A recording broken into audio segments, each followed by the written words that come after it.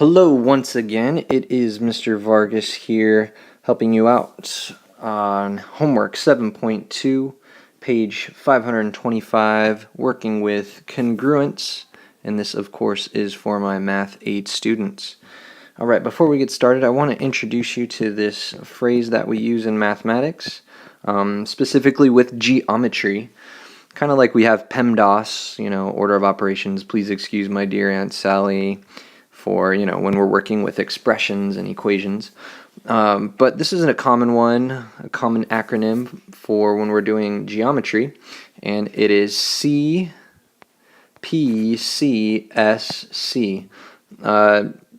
Most of the time you will hear CPCTC, and that T just takes the place of triangles, but here I've made it a little bit more general with an S, and that S represents shapes. And what that means, what this acronym means, CPCSC, is that corresponding parts of congruent shapes are congruent. So if you've got two shapes and they are congruent, then their parts are also congruent. Their parts are also the same. So if I have a triangle like this, and a triangle like this, and assuming I drew perfectly well, and this triangle was congruent to this triangle. By the way, we use this little symbol right here, an equal sign with a squiggly line over the top. Well, let me see if I can do a better job. There you go. That means congruent. This is the symbol for congruent. So that's the symbol for congruent. And basically, going back to CPCSC, the corresponding sides of these triangles are going to be the same. The corresponding angles are also going to be the same. And here's kind of what I mean by that. All I'm saying is that this side right here is congruent or the same as this side right there. And we usually denote that with the same number of tick marks. This side right here is going to be the same, if I drew perfectly, as this side right here. So we would use 2 tick marks there and 2 tick marks there to say that those two sides are congruent. And you probably guessed, for that last side, the hypotenuses of my right triangles here, they are also the same. They match, so we would use the same number of tick marks to represent that those sides are the same as well. You can do the same exact thing with the angles. If I'm zooming in right here, let's say this angle right here of the triangle is the same, or it's going to be congruent to this angle right here, so we'll use one arc there. This angle right here is the same as this angle right here, so we use 2 little arc marks.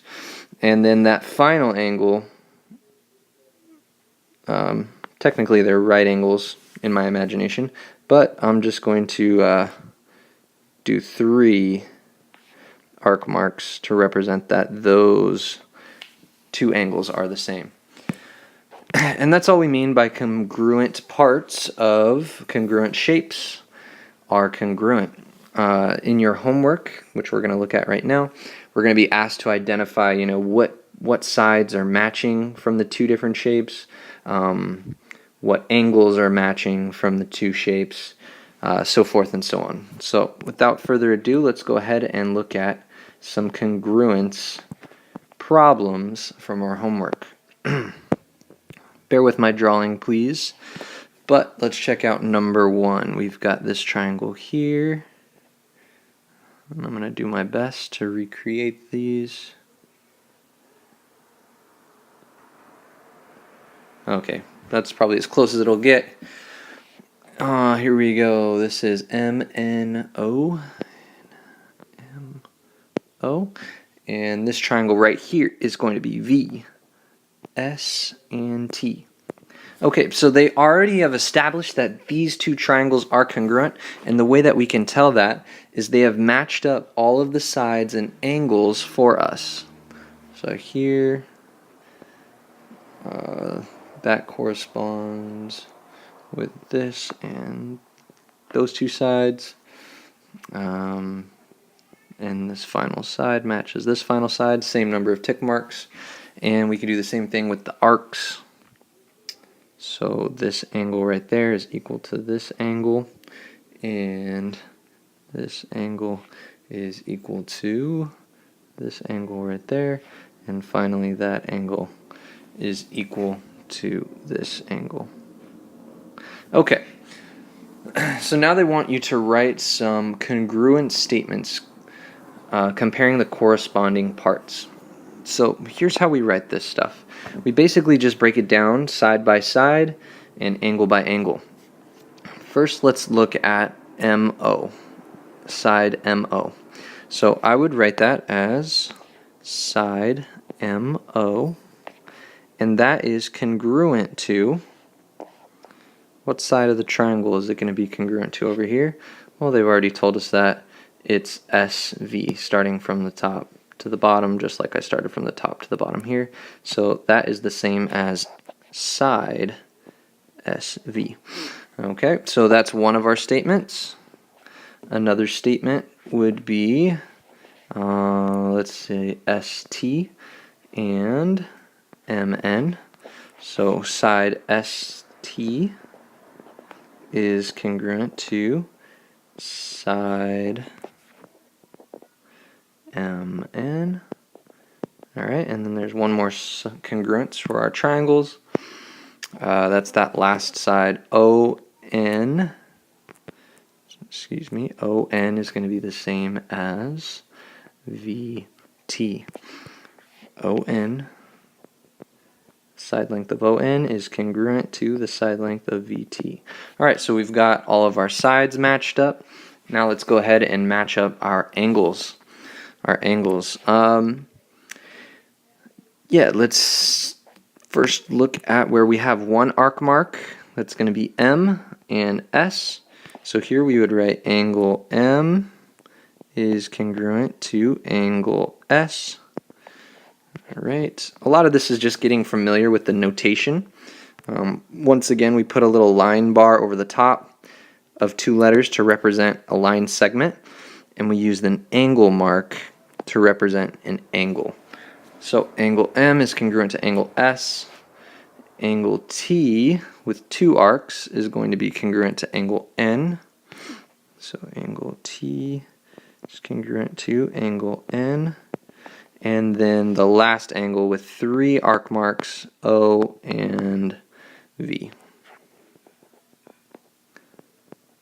is congruent to angle V. And there you go.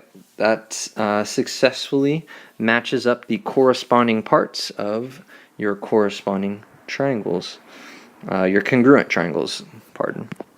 Alright, let's look at one more example before I let you guys explore the other problems on your own. Alright, so I decided to look at problem number 5 from your homework, and I kind of already drew the picture and the information that triangle ABC is congruent to triangle EBD.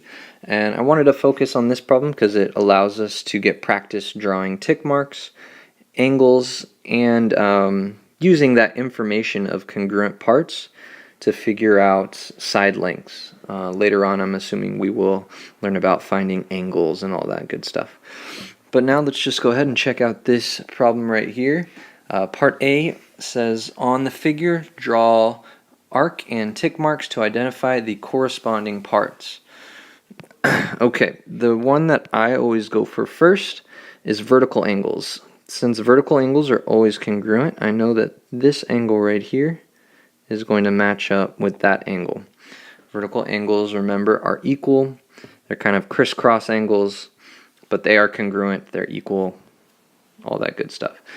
Now the tricky part, and this just takes a little bit of recognition, is noticing that this angle right here, E, is the same as, and I'll use two arcs, this angle A over here, and that would leave you with angle C with 3 tick marks. Those two angles match up. Alright, now let's find the longest sides of both triangles. That's going to be CB and BD, so those match up. Let's give them 3 tick marks since they are the longest. 1, 2, 3. Okay, they match up. Now the other sides that match up are going to be your short sides, this side and this side. So let's give each one of those 1 tick mark to show that those two sides are congruent, and that leaves you with the last 2 sides being congruent. So there you go, you've successfully tick marked and arced your 2 corresponding congruent triangles. Now, using that information, we are asked to find the value of x. Well, we know that if DE, side DE, is equal or congruent to side AC, we can actually set up an equation. And your equation is going to look like this. Side AC is congruent to side ED. And then we can just replace that information with what we know. AC is 4x minus 2, and that's going to be equal to ED is 22. And there we go. We can now solve that equation for x. Haha. We thought we were going to be done solving equations, but we're never done. Okay. Add 2 to both sides. That cancels out, and you get 24 over here. And that's equal to 4x. Bring that 4x straight down.